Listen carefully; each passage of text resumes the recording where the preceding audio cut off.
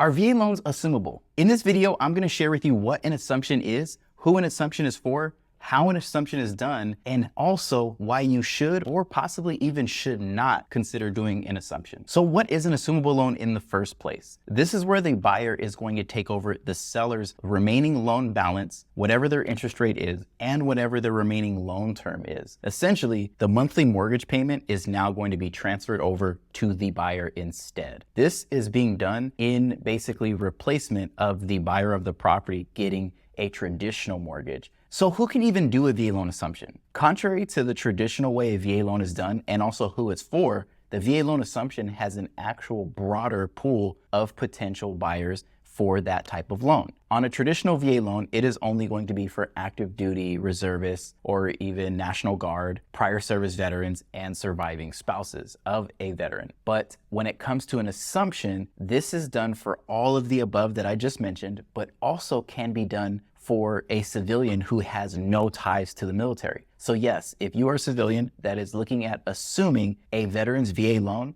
you can actually take over that VA loan in that instance, but that is the only way it can be done. So this definitely opens it up to a broader pool of potential buyers for a property seller, which means their property can now be a little bit more competitive. So how do you assume a VA loan? The first thing that you're going to want to do is get pre-approved by an independent lender. Even though you're going to be looking at taking over the seller's mortgage, you need to know exactly where you're at and exactly what you qualify for before you even go spend time looking for all of these potential deals. Because what you're going to end up having to do is still get pre-approved by the servicing lender of the seller. And what you want to know is that you're not going to have any hiccups or any trouble keeping you from being able to qualify before doing all of that work. If you want some help in getting pre-approved before you go look for some of these assumable loans, you can definitely reach out to me. Click the link in my description below. All you have to do is click get pre-approved and you can schedule a call with me and my team. I'll go over everything that you need to be ready. And so that way, when you go look for a property, you know you're all squared away. The second and third thing you're going to do is find a property, and then you're going to then negotiate the terms of that deal. So once you found a property that's a possible assumable loan or assumable deal, you're going to now be able to make an offer with that seller and with your agent so that you can go ahead and find out what are the possible remaining terms, balance, interest rate, monthly payment, and also just what you're going to agree on in terms of purchase price as well. If you do not have a real estate agent or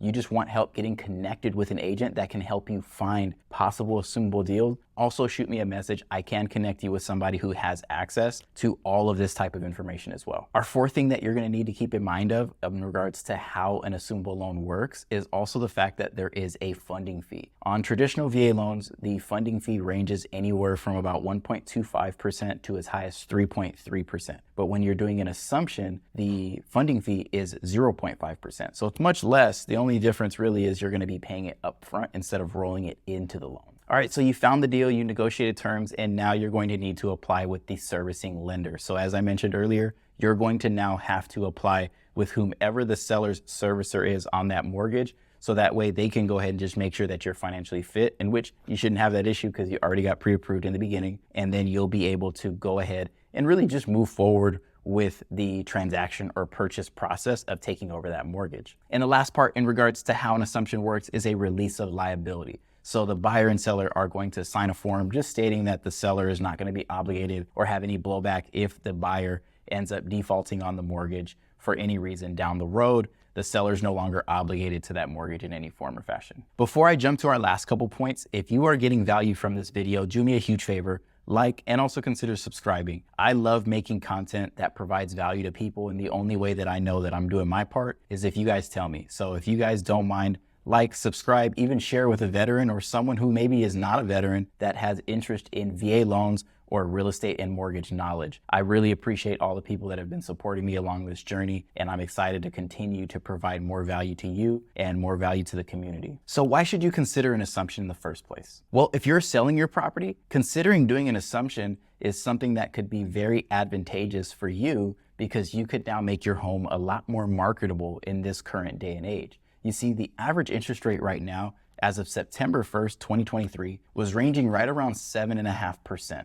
If you bought your property anywhere between 2020 and 2022, or even if you refinanced it in that range, your interest rate, I'm gonna guess, is probably anywhere between the 2 range to even possibly the 3 range. So if you compare what you have as a seller compared to what the current market has available for buyers, your home definitely becomes a lot more marketable, which then gives you a lot more opportunity to get your home in front of more potential buyers. And as a buyer, you should consider doing an assumption for the same favorable loan terms I mentioned for a seller. You have the opportunity to inherit a historically low interest rate that is going to be something that is going to save you so much money over the life of your loan versus what the current market presents. Here are some reasons why you should not consider doing an assumption. The first one is possibly having a large down payment. You see, if you're buying a seller's property and they're listing that property at $400,000, but the seller only owes $300,000 on that mortgage, you now have about $100,000 worth of equity that you need to figure out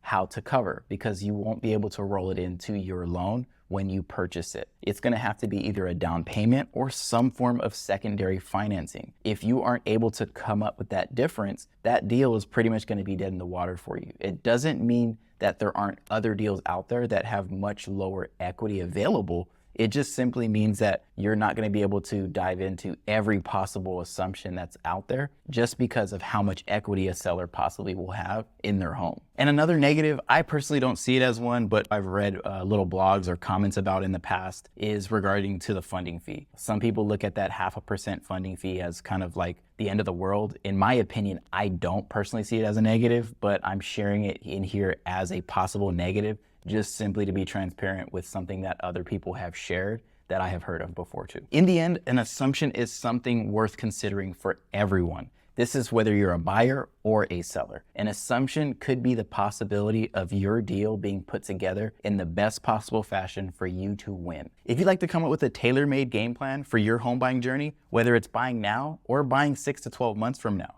me and my team can help you with a free consultation. Whether you're looking to buy in the short term or looking to buy in the future, getting this free consultation is going to help you be prepared for all the things that you need to know in regards to the home buying journey. I'm going to lay everything out for you, provide you with some resources, and also just help guide you throughout the process. So I thank you guys for watching this video, and I hope you guys have a blessed day.